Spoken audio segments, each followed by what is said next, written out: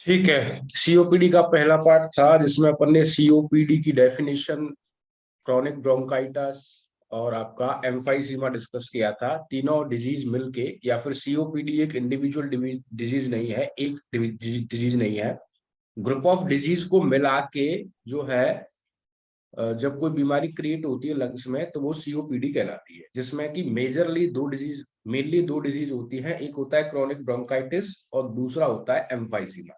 Chronic bronchitis क्या होता है वो अपन ने लास्ट उसमें डिस्कस किया था। एम्फाइसीमा क्या होता है वो लास्ट में डिस्कस किया था।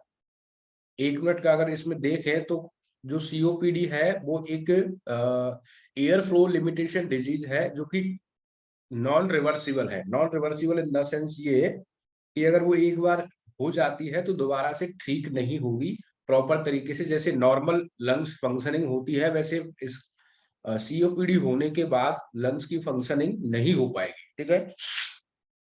क्रॉनिक ब्रोंकाइटिस में क्या था कि जो ब्रोंकाइटिस थे वहां पर इन्फ्लामेशन हो जाना, इन्फ्लामेशन के बाद म्यूकस का सिक्रेशन या प्रोडक्शन होना, वो ठीक नहीं होता था। और जो एम्फाइसीमा था, एम्फाइसीमा में ब्रोंकाइटिस के बाद जो एल्वुलाई और ईयर सैक्स होते थे, वो ईयर सैक्स की इलास्टिसिटी जो है वो डैमेज हो जाती थी, जिसकी वजह से वो पंप अप नहीं कर पा रहे थे गैस को। इस वजह से एम्फाइसीमा हो रहा था। अब इन दोनों स्थिति में क्या था, ये अगर दोनों स्थिति क्रिएट होती है तो वहां पर सीओपीडी कहलाती है। ठीक है। अब अपन आगे डिस्कस करेंगे इसमें कि इसके डायग्नोस्टिक इवेल्युएशंस क्या होते हैं। जैसे लक्षण अपन ने देख लिए थे, खांसी वगैरह वो सारी चीज हो रही थी उसमें। लक्षणों के बाद अब इसमें डिस्कस होना है डायग्नोस्टिक इवेल्युएशन। सीओपीडी की क्या क्या ऐसी जांच है जो कि आइडेंटिफाई कर पाएंगे कि इस व्यक्ति में सीओपीडी के सिम्टम्स जो है या सीओपीडी जो डिजीज है वो क्रिएट हो चुकी है। ठीक है। ये क्लिनिकल मैनिफेस्टेशंस थे। अब यहाँ पे डायग्नोस्टिक फाइंडिंग आपके स्क्रीन पर होंगी। इसमें की हिस्ट्री कलेक्शन सबसे पहले जो पेशेंट है उसकी हिस्ट्री ली जाती है कि उसने कभी स्मोकिंग की या फिर ऐसे कोई एनवायरमेंटल एक्सपोजर में रहा है या कोई फैक्ट्री वगैरह में काम करता है, वहां पर एयर पॉल्यूशन होने के चांसेस होते हैं। तो इसमें लिखा भी हुआ है, फर्स्ट पॉइंट है डायग्नोस्टिक एवोल्यूशन या डायग्नोस्टिक फाइंडिंग्स का हिस्ट्री कलेक्शन, जिसमें the nurse will obtain a thorough health history of the patient with no potential COPD. ठीक है। मतलब सीओपीडी किन किन चीजों से हो सकती है वो उसमें था कॉजेज इटियोलॉजी में, कि जैसे स्मोकिंग से हो सकती है, ऑक्यूपेशनल एक्सपोजर से हो सकती है, anti alpha one anti trypsin enzyme level अगर कम हो जाता है, प्रोटीन का लेवल कम हो जाता है, तो उस स्थिति में भी हो सकती है। तो हिस्ट्री ले ली। हिस्ट्री लेने के बाद जो नेक्स्ट है इसमें की factors to assess the COPD patient health history, ये सारी चीजें उस हिस्ट्री में पेशेंट से पूछी जाएंगी, जिसमें exposure to risk factor, past medical history. Past medical history मतलब कभी पीछे कभी भी उसको ऐसी कोई शिकायत हुई है क्या डिजीज से रिलेटेड, या अस्थमा हुआ हो, एलर्जी हुआ हो, साइनाइटिस हुआ हो, nasal polyps, history of respiratory infection कभी हुआ हो। फैमिली हिस्ट्री मतलब परिवार में किसी को ये सीओपीडी हुई है क्या, ये पूछा जाएगा। पैटर्न ऑफ सिम्टम्स डेवलपमेंट, जो सिम्टम्स या लक्षण जो आए थे, डेवलप हुए थे पेशेंट में, उनका पैटर्न क्या था। ठीक है। पैटर्न इन द सेंस सबसे पहले जैसे किसी को सांस लेने में दिक्कत हुई, डिस्निया जो उसका एक सिम्टम था, किसी को कफ हुआ या फिर किसी के साथ स्पुटम आया, क्या क्या पैटर्न था लक्षण उभरने का या निकल के आने का। हिस्ट्री लेने के बाद इसमें अपन देखेंगे दूसरा जो डायग्नोस्टिक इवेल्युएशन है वो है pulmonary function study. Pulmonary function study क्या होता है, पल्मोनरी मींस होता है लंग्स। लंग्स के कार्य करने का मतलब कैसे कार्य किए लंग्सों ने या कैसे फंक्शनिंग की, उसमें pulmonary function studies are used to help confirm that diagnosis of COPD, determine disease severity and flow disease progression. जो बीमारी है उसका प्रोग्रेशन चेक करने के लिए और उसकी सीवियरिटी देखने के लिए पल्मोनरी फंक्शन टेस्ट किया, जिसको पीएफटी कभी कभी बोलते हैं। जो हॉस्पिटल्स में जॉब करते होंगे वो चीज समझते होंगे जी, पीएफटी पल्मोनरी फंक्शन टेस्ट। दूसरा जो है वो है spirometer. Spirometer use to eliminate air flow obstruction, मतलब एक इक्विपमेंट होता है प्लास्टिक का जो कि कोविड में कई सारे लोगों ने यूज किया था। उसमें लंग्स की कैपेसिटी को चेक किया जाता है। ठीक है ना। एक प्लास्टिक का इक्विपमेंट होता है, उसमें 3 बॉल्स होती है छोटी छोटी प्लास्टिक की, तो उसमें मुंह से अगर सांस दी जाए उसमें और उन बॉल्स को ऊपर उठाना होता है, ये होता है स्पायरोमेट्री। इसके बाद एक फोर्थ जो टेस्ट होता है डायग्नोस्टिक इवोल्यूशन होता है एबीजी। एबीजी का फुल फॉर्म है आर्टेरियल ब्लड गैसेस, जो कि मेजरमेंट करता है, may also obtain the assess baseline oxygenation and gas exchange, जिसमें एबीजी टेस्ट किया जाता है। नेक्स्ट है आपका चेस्ट एक्सरे। अपनी तरफ से म्यूट कर लीजिए सब लोग। चेस्ट एक्सरे भी कर सकते हैं, जिसमें कि लंग्स का डैमेज या एल्वोलाई का डैमेज या ब्रोंकाइटिस में इन्फेक्शन, इन्फ्लामेशन, ये सब चीज देखी जाती है। एक है आपका इसमें जो कि मेंशन नहीं है, वो है सिटी स्कैन। सिटी स्कैन क्या होता है? सिटी स्कैन भी एक्सरे की तरह ही होता है, जिसमें एक्सरे में जो चीज क्लियरली अगर दिखाई नहीं दे रही है, तो उस स्थिति में डॉक्टर कभी कभी सिटी स्कैन लिख देते हैं। सिटी स्कैन लिखने का मीनिंग जो मतलब जो है वो ये है कि जो एक्सरे में दिखाई नहीं दे रहा, वो क्लियरली विजुअल्स या उसकी इमेजेस सिटी स्कैन में दिखाई दे जाएंगी। नेक्स्ट डायग्नोस्टिक इवोल्यूशन है alpha 1 antitrypsin enzyme screening may be performed to patient under age 45 for the those who strong family history of POPD। ऐसे पेशेंट जिनको परिवार में या माता पिता में या फिर और किसी फैमिली मेंबर में सीओपीडी की डिजीज है, उसके लिए अल्फा 1 एंटीट्रिप्सिन प्रोटीन या एंजाइम की स्क्रीनिंग की जाएगी। ठीक है, जिसमें पता चल जाएगा कि ये जेनेटिक है। जेनेटिक मतलब बच्चे में माता पिता से या परिवार में एक से दूसरे में ट्रांसफर हुआ है। ये हो गए इसके डायग्नोस्टिक इवैल्यूएशंस। डायग्नोस्टिक इवैल्यूएशंस की बात अगर बात करें अपन, तो इसमें क्या आएगा? कॉम्प्लिकेशंस। कॉम्प्लिकेशंस को हिंदी बोलते हैं जटिलता है। कॉम्प्लिकेशंस मीन्स ऐसे कह सकते हैं अपन कि जब एक बीमारी होती है, एक बीमारी के साथ सीओपीडी, सपोज दैट किसी पेशेंट को है, सीओपीडी के साथ साथ और क्या बीमारियां उसको हो सकती हैं, ठीक है, वो चीज होती है कॉम्प्लिकेशंस। तो इसमें फर्स्ट है respiratory insufficient and respiratory failure, a major life threatening complications of COPD सबसे पहले।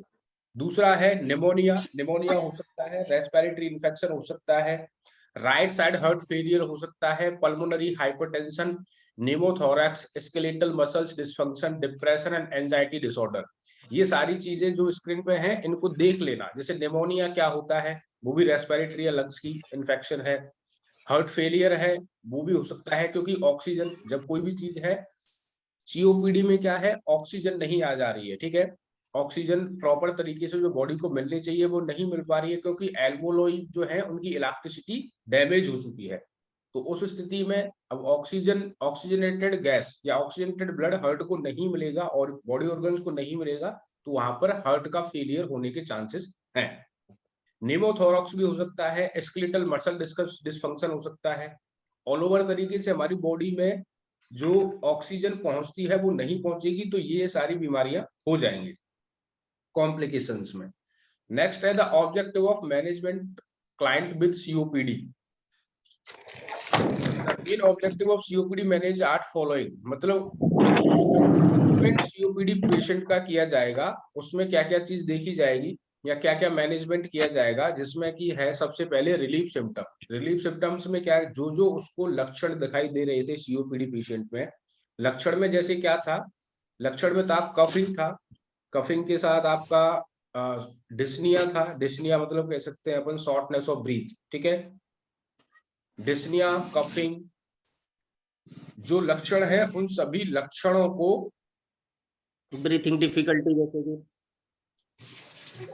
ट्रीट करना या ठीक करना। जब सिम्टम्स जो है ठीक हो जाएंगे, तो बीमारी का जो असर है या बीमारी की जो सीवियरिटी है वो धीरे धीरे कम होती चली जाएगी। फुल्ली रिवर्सिबल तो है नहीं, मतलब पूरी तरीके से लंग्स ठीक होंगे तो नहीं, ठीक है। तो उस स्थिति में जो मैनेजमेंट या ट्रीटमेंट दिया जाता है, उसमें सिम्टम्स को रिलीव किया जाता है, कम किया जाता है। सिम्टम्सों को देखते हुए सिम्टम्स के अकॉर्डिंग मेडिसिन या मेडिकेशन प्रोवाइड की जाती है पेशेंट को। दूसरा है इसमें prevent disease progression. Prevent disease progression मतलब ये जो होती है एक साथ तो होती नहीं है, एक लॉन्ग टर्म में होती है, ठीक है। जैसे एक महीने कोई भी मान के चलो एम्फाइसीमा हुआ, फिर उसके बाद ब्रोंकाइटिस हुआ। अब ये एम्फाइसीमा ब्रोंकाइटिस एक लंबे टाइम तक के लिए चलते जा रहे हैं। अब लंबे टाइम तक के लिए चलते जा रहे हैं, तो उस स्थिति में धीरे धीरे प्रोग्रेशन हुआ। मीडियम सबसे पहले कम होगी, फिर उससे थोड़ी ज्यादा होगी, फिर उसके बाद सीवियर हो जाएगी। तो इसमें जो सीवियरिटी जो डिजीज की, कोई भी डिजीज की होती है, वो 3 स्टेजेस में चलती है। एक माइल्ड, मॉडरेट और सीवियर, ठीक है। तो सबसे पहले इसका प्रोग्रेशन माइल्ड होगा, माइल्ड के बाद अगर वो क्योर नहीं हुआ तो फिर वो मॉडरेट होगा, मॉडरेट के बाद फिर वो सीवियर हो जाएगा। देन है reduce mortality and improve exercise tolerance. Reduce mortality और इम्प्रूव एक्सरसाइज टॉलरेंट में से एक्सरसाइज और उसको मूवमेंट के लिए पेशेंट को बोलना चाहिए, ठीक है ना, कि जिसमें जैसे वो वॉक कर ले या थोड़ी सी एक्सरसाइज कर ले, जिससे क्योंकि लंग्स में ऑक्सीजन का आदान प्रदान अच्छे से हो पाए, जिससे बॉडी को ऑक्सीजन मिल पाए और उसकी इलेक्ट्रिसिटी इंप्रूव हो पाए एल्वोलॉई वगैरह की, ठीक है। इसके बाद है प्रिवेंट एंड ट्रीट कॉम्प्लिकेशंस। जो पिछली बार कॉम्प्लिकेशंस आए थे उन कॉम्प्लिकेशंस को क्या है, ठीक करना है।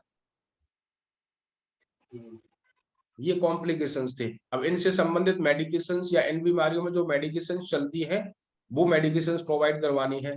देन इसमें आ जाता है मेडिकल मैनेजमेंट। मेडिकल जैसे 3 मैनेजमेंट होते हैं किसी भी बीमारी में, एक होता है मेडिकल मैनेजमेंट, एक सर्जिकल और तीसरा होता है नर्सिंग, ठीक है। किसी किसी बीमारी में मेडिकल सर्जिकल मैनेजमेंट की जरूरत नहीं रहती, जिसमें सर्जरी करने की आवश्यकता नहीं है उसमें सर्जिकल मैनेजमेंट की जरूरत नहीं है। लेकिन मोस्टली जो चीजें हैं उनमें जैसे यहाँ पे सीओपीडी है तो यहाँ पे सर्जिकल मैनेजमेंट की आवश्यकता पड़ेगी। मेडिकल मैनेजमेंट में मेडिकेशंस प्रोवाइड कराते हैं पेशेंट के लिए। मेडिकेशंस में क्या क्या होता है वो देख लेते हैं इसमें मेडिकल मैनेजमेंट में।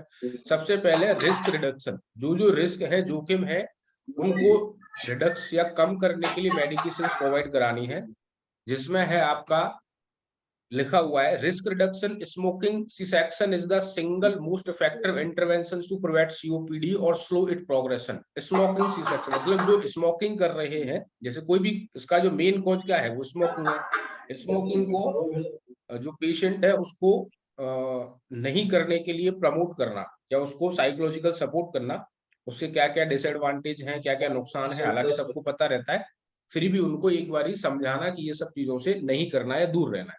नेक्स्ट है आपका नर्स प्ले ए की रोल।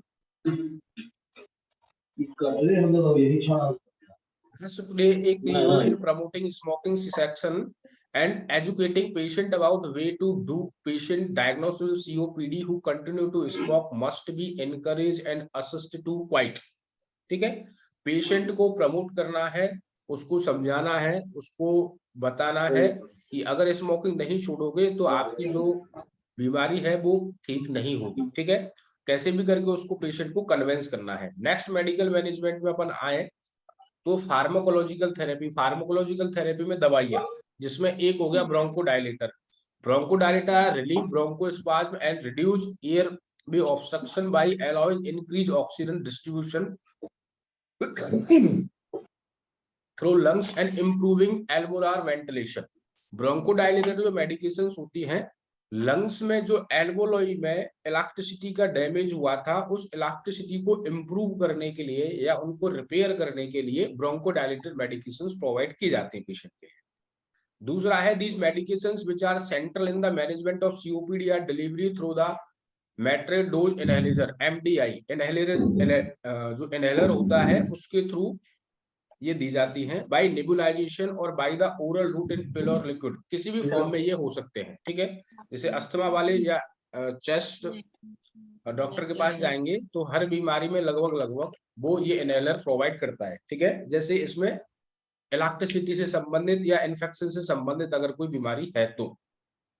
देन फिर अपन बात करेंगे आपके ये रहा inhaler, a meter dose inhaler MDI is pressurized device containing an aerosolized powder of medication. एक एरोसोलाइज्ड पाउडर होता है जो कि इसमें डाला जाता है, डालने के बाद उसको बाय द माउथ इनहेल किया जाता है लंग्स तक पहुंचाने के लिए। उससे उसकी इलेक्ट्रिसिटी जो है, इन्फेक्शन है, वो रिमूव होता है या हट जाता है, ठीक है। ये रहा।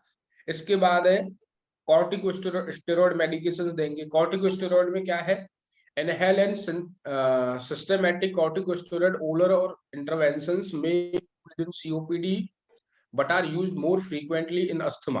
कॉर्टिकोस्टेरॉइड क्या है, अस्थमा में भी दी जाती है और इसमें भी दी जाती है, जिसमें कि लंग्स जो कैपेसिटी है लंग्स की वो और इंक्रीज हो जाए इनहेल और एक्सेल करने की, ठीक है। और उनके जो इन्फेक्शन से लड़ने की कैपेसिटी है वो इंप्रूव हो जाए। इसके बाद है although it has been shown that the corticosteroid do not slow the decline in lung function These medications में improve symptoms, जो लक्षण हैं उनको ये ठीक करेगी और improve करेगी. Other medications include patient should receive a yearly influenza vaccine and the pneumococcal vaccine every 5 to 7 years as per preventive measure. Other medications में क्या क्या दे सकते हैं? इन्फ्लुएंजा वैक्सीन दे सकते हैं हर साल पेशेंट को जो लगनी चाहिए. उसके बाद न्यूमोकोकल वैक्सीन है जो कि 5 से 7 साल में लगनी चाहिए. इसके बाद है management of exacerbation. Management of exacerbation में क्या है? An exacerbation of COPD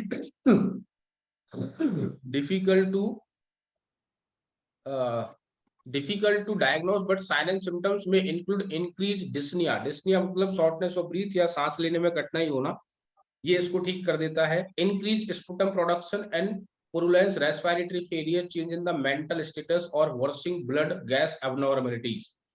COPD में जो एक्सर्वेशन है वो जो डायग्नोसिस है या सांस लेने की तकलीफ है उसको ठीक करने के लिए ये किया जाता है. Primarily cause of acute exacerbation include tracheobronchial infection and air pollution. इसका जो कॉज है वो टैकोब्रोंकियल इन्फेक्शन और एयर पॉल्यूशन की वजह से ये जो लंग्स में इन्फेक्शन या वॉर्सनेस होती है उसको क्योर करना. ऑक्सीजन थेरेपी सब लोग जानते हैं, ऑक्सीजन मुंह पे लगा के उसको ठीक किया जाना, या प्रॉपर तरीके से जब नॉर्मली पेशेंट जो है ऑक्सीजन इनहेल नहीं कर पा रहा है तो उसको ऑक्सीजन थेरेपी के थ्रू ऑक्सीजन देना. इसके बाद है सर्जिकल मैनेजमेंट. सर्जिकल मैनेजमेंट मतलब क्या कि ऐसी क्या काट पीट करके क्या क्या चीज ठीक की जाती है सीओपीडी में. तो सबसे पहले बुलेक्टोमी. बुलेक्टोमी क्या होता है? जो एल्वोलोई जो अपन ने देखा था स्टार्टिंग में, एल्वोलोई को जो पार्ट है इन्फेक्टेड पार्ट है या ऐसा पार्ट है जो कि वहां से पूरी तरह से खराब हो चुका है, इन्फेक्टेड हो चुका है, उसको वहां से कट कर देना. तो बुलेक्टोमी क्या है? बुलेक्टोमी are enlarged air space that do not contribute to ventilation but occupy space in thorax. These area may be surgically excised. इसका मतलब यह है कि जो इन्फेक्टेड एरिया है, जो एल्वोलोई है, जो एल्वोलोई रिलैक्स और कॉन्ट्रैक्ट नहीं हो पा रहा है, ठीक है ना, मतलब उसमें जब सांस आने पर वो फूल नहीं रहा है और सांस निकलने पर वो सिकुड़ नहीं रहा है, तो ऐसी स्थिति में सर्जिकली उसको फिक्स कर दिया जाता है. जो एल्वोलोई है वो एक फिक्स मात्रा में, मतलब एक जैसे बलून है, बलून में गैस डाल के या एयर डाल के छोड़ दिया जाए तो वो फूला हुआ रहेगा. अब फूला हुआ होने के बाद इसमें स्थिति क्या रहेगी कि अगर वो गैस निकलने के बाद भी फूला हुआ ही है तो वो खराब हो गया ना, तो उसकी इलास्टिसिटी को इम्प्रूव करने, ऐसे ही एल्वोलोई की जो स्थिति है वो एक्सटेंड रहते हैं, तो अब उनको सर्जिकली बुलेक्टोमी के थ्रू ठीक किया जाता है जबकि उनकी इलास्टिसिटी ठीक या रिपेयर हो जाए ऐसी स्थिति करने के लिए. Lungs volume reduction surgery, it involves the removal of portion of disease lungs parenchyma. This allow the functional tissue of expand. इसमें जो इसी के नाम से जैसे समझ में आ रहा है, लंग्स वॉल्यूम को रिडक्शन करने के लिए एक सर्जरी की जाती है. इसके बाद है लंग्स ट्रांसप्लांटेशन. लंग्स ट्रांसप्लांटेशन में क्या है कि मेजरली ये इंडिया में तो होता नहीं है. उसके पीछे रीजन ये है कि ना तो लंग्स का डोनर मिलना, बड़ी मुश्किल से डोनर मिलता है, तब तक टाइम लग जाता है, और अगर डोनर मिल भी जाता है तो भी अगर लंग्स ट्रांसप्लांट करते हैं तो जो नॉर्मल उसकी बिना लंग्स ट्रांसप्लांट की जो लाइफ है उससे थोड़ी सी कम लाइफ हो जाती है, ठीक है. इसके बाद है पल्मोनरी रिहेबिलिटेशन. आपके सेंस का नहीं है,